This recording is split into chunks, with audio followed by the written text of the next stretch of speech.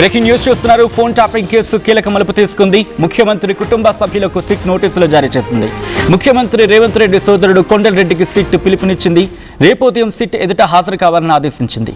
ప్రతిపక్ష నేతగా ఉన్నప్పుడు రేవంత్ రెడ్డితో పాటు కొండలరెడ్డి ఫోన్ ట్యాప్ అయినట్లు సిట్ గుర్తించింది. దీనికి సంబంధించిన బ్రేకింగ్ న్యూస్ చూస్తున్నారు. ఇప్పటికీ కొన్ని కీలక పరిణామాలు చోటు చేసుకున్న సందర్భం.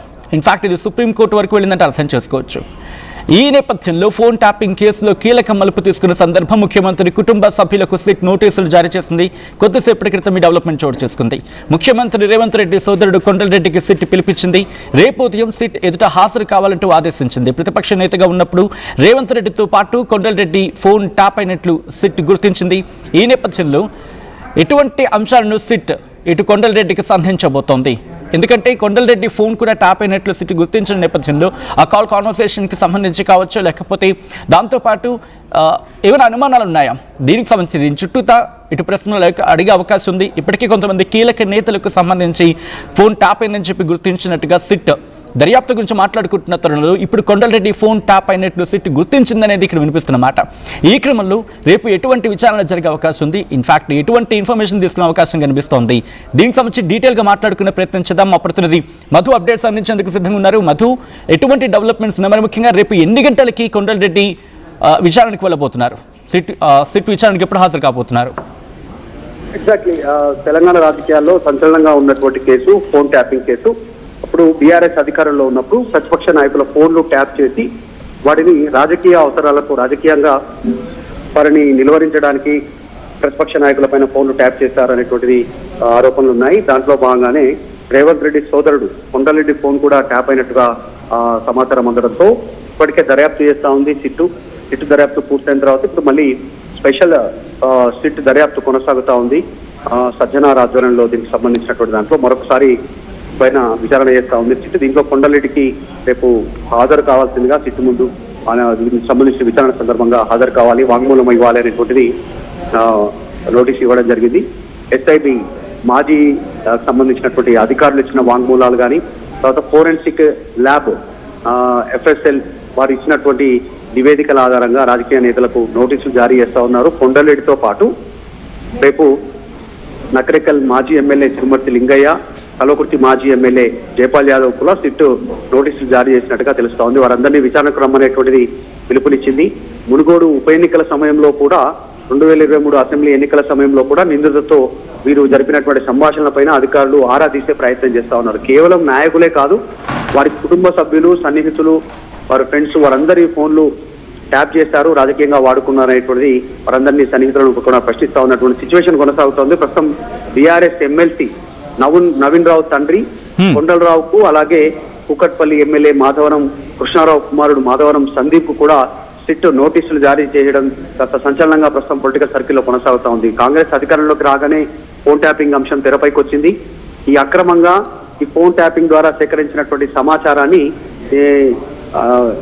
ఏమైనా ఇంకా ఇతరత్ర కారణాలకు వినియోగించుకున్నారా, అందులో అధికారులకు నెంబర్లను చేరవేయడంలో ఎవరెవరి పాత్ర ఉంది, ఈ నెంబర్లు ట్యాప్ చేయమని వీరిని ఆదేశించిన వారు ఎవరు అనేటువంటిది పెద్ద ఎత్తున సిట్టు దర్యాప్తు కొనసాగిస్తా ఉంది. ముఖ్యంగా అప్పుడు రాజకీయంగా ప్రభుత్వానికి ప్రత్యర్థులుగా ఉన్నటువంటి రాజకీయ పార్టీ నాయకులకు సంబంధించిన ఫోన్ నెంబర్లు, కుటుంబ సభ్యుల ఫోన్ నెంబర్లు ట్యాప్ చేశారనేటువంటి ఆరోపణలు ఎదుర్కొంటా ఉన్నారు. ఇప్పుడు బీఆర్ఎస్ లో ఉన్నటువంటి ఇప్పుడున్నటువంటి బీఆర్ఎస్ నాయకులు, అప్పుడు అధికారంలో ఉన్న కీలకంగా ఉన్నటువంటి వారి పేర్లు దీంట్లో వాళ్ళే ఉన్నారు, వారి ఆదేశాల మేరకే ట్యాప్ చేశారనేటువంటి ఆరోపణలు అయితే తెలుసుకునే ప్రయత్నం చేస్తారు. మొత్తం కాల్ డేటా రికార్డింగ్లను విశ్లేషిస్తా ఉన్నారు. ఇప్పటికే ఆ డివైజ్లన్నీ కూడా ధ్వంసం చేశారు. ఆ డిజిటల్ రికార్డ్స్ అన్ని కూడా కొంత ఈమెయిల్ ద్వారా కాస్త రికవరీ చేసే ప్రయత్నం చేశారు. దాని ద్వారా సిపి సజ్జనార్ సంబంధించినటువంటి ఆధ్వర్యంలో విచారణ కొనసాగుతుంది. ఇంకా కొన్ని పేర్లు కూడా బయటకు వచ్చే అవకాశం కనిపిస్తా ఉంది. ఇప్పటికే ఫోన్ ట్యాపింగ్ వ్యవహారంలో కేసీఆర్, కేటీఆర్, హరీష్ రావు పేర్లను ప్రతిపక్ష పార్టీలు, అధికార పార్టీలు ఆరోపణ చేస్తా ఉన్నారు, బీజేపీ కానీ ఇటు కాంగ్రెస్ పార్టీ కానీ. సో రేపు ఆయన వాంగ్మూలం ఇచ్చిన తర్వాత మరికొంతమంది పేర్లు బయటకు వచ్చేటువంటి అవకాశం ఉండొచ్చు అనేటువంటి చర్చ సాగుతుంది. ఆల్రైట్, రేపు ఎన్ని గంటలకు విచారణకు వెళ్ళే అవకాశం కనిపిస్తుంది? అంటే కేవలం కొండలరెడ్డి ఫోన్ ట్యాప్ అయిందని చెప్పి గుర్తించిన అంశం మీద విచారణ జరిగే అవకాశం ఉందా, లేకపోతే విచారణకు సంబంధించి ఎటువంటి చర్చ ఉంది?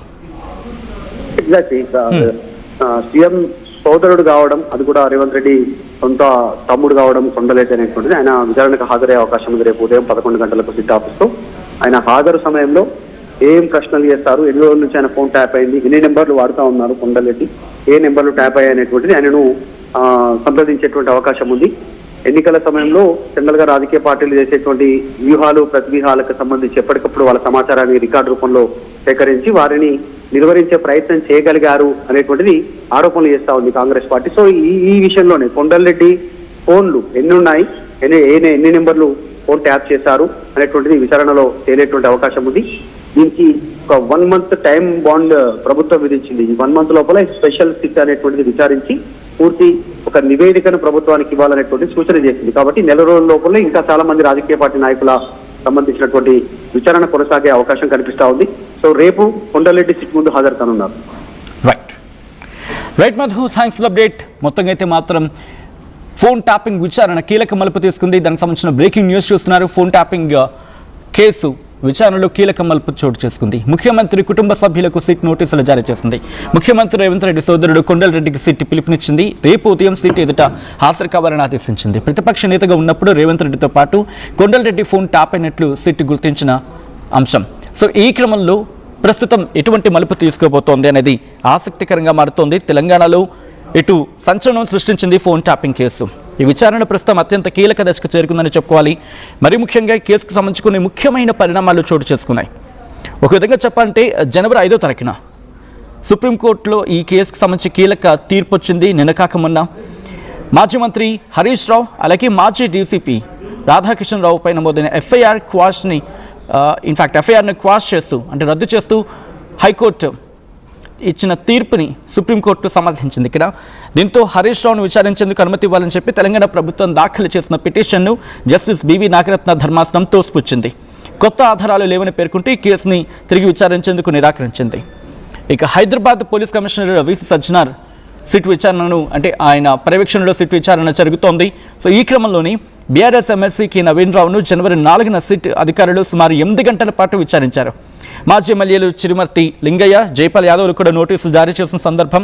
అయితే రీసెంట్గా డెవలప్మెంట్లో ముఖ్యమంత్రి రేవంత్ రెడ్డి సోదరుడు కొండలరెడ్డికి కూడా సిట్ నోటీసులు కూడా ఇచ్చింది. గతంలో ఆయన ఫోన్ ట్యాప్ అయినట్లు సిట్ అధికారులు గుర్తించారు. ఆ డీటెయిల్స్ని సేకరించారు. ఆయన విచారణకు పిలిచారు. ఈరోజు ఇన్ఫాక్ట్ రేపు రాబోతున్నారు. ఆయన విచారణకు వెళ్ళే అవకాశం ఉంది. ఇందులో ప్రధాన నిందితుడిగా మాట్లాడుకుంటున్న వ్యక్తి మాజీ intelligence chief Prabhakar Rao. America నుంచి తిరిగి వచ్చారు, విచారణకు హాజరవుతున్నారు. ఆయనకు సంబంధించిన 5 ఫోన్ల డేటాను కూడా విశ్లేషిస్తుంది సిట్ బృందం. ఈ క్రమంలోని ఈ విచారణలో ఒక పెన్ డ్రైవ్ అత్యంత కీలకంగా మారిందనేది ఇక్కడ వినిపించే మాట. ఎస్ఐబి ఆఫీస్లో డేటాను ధ్వంసం చేసిన సమయంలో మిగిలిపోయిన కొన్ని డిజిటల్ ఎవిడెన్సెస్ని ఇప్పుడు అధికారులు వాటిని సేకరించే పనిలో పడ్డారు. మరి ముఖ్యంగా మునుగోడు ఉప ఎన్నిక సమయంలో అలాగే 2023 అసెంబ్లీ ఎన్నికల సమయంలో జరిగిన ట్యాపింగ్ వివరాలంటూ కూడా ప్రస్తుతం దాని మీద ఫోకస్ చేస్తున్న క్రమం. ఇప్పుడు ప్రస్తుతం సిట్ స్పెషల్ ఇన్వెస్టిగేషన్ టీం దీన్ని దర్యాప్తు చేస్తోంది. ఎటువంటి కీలక పరిణామం చోటు చేసుకోబోతుంది, రేపు ఎటువంటి డెవలప్మెంట్స్ ఉంటాయనేది ఆసక్తికరంగా మారింది. చరిత్ర సృష్టించినోడు ఇప్పుడు ఆ చరిత్రని తిరగరాయబోతున్నాడు. అబద్ధాల గోడల్ని బద్దలు కొట్టి నిజాలను రాగా మీ ముందుంచబోతున్నాడు. నిజమైన వార్తల కోసం వెంటనే డౌన్లోడ్ చేసుకోండి రా యాప్ని.